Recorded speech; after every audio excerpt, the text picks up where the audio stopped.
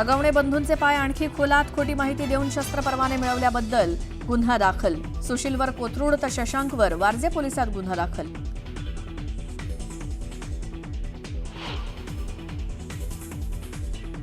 चंद्रहार पाटील लवकरच शिवसेनेत प्रवेश करणार, सूत्रांची माहिती. चंद्रहार पाटलांकडून चांदीची गदा देऊन उदय सामंतांचा सत्कार.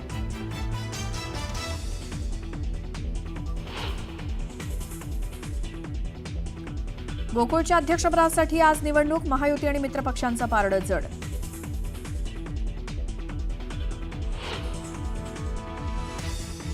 मुंबईकरांना 16% मालमत्ता करवाढीचा झटका, मालमत्ता करवाढीवरनं वाद चिघळण्याची चिन्ह.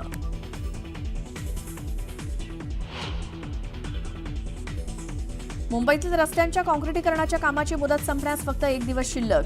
खोदकाम केलेल्या 1385 रस्त्यांचं काँक्रिटीकरण पूर्ण.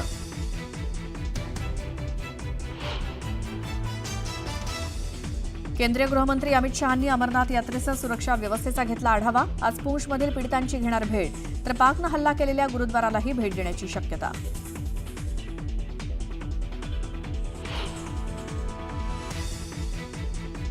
संरक्षण मंत्री राजनाथ सिंह आज विमानवाहू नौका INS विक्रांतचा करणार दौरा.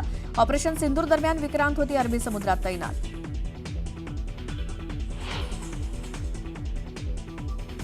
मुसळधार पावसामुळे अवघ्या काही सेकंदात विहीर खचली. छत्रपती संभाजीनगरच्या घारेगाव पिंपरी शिवारातली घटना सीसीटीव्हीत कैद.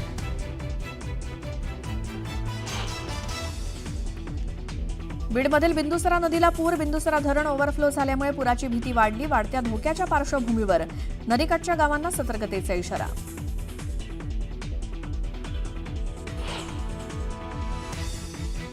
पुण्यातील NDAचा 148वा दीक्षांत संचलन सोहळा. इतिहासात पहिल्यांदाच महिला कॅडेटची तुकडी सैन्यात होणार रुजू.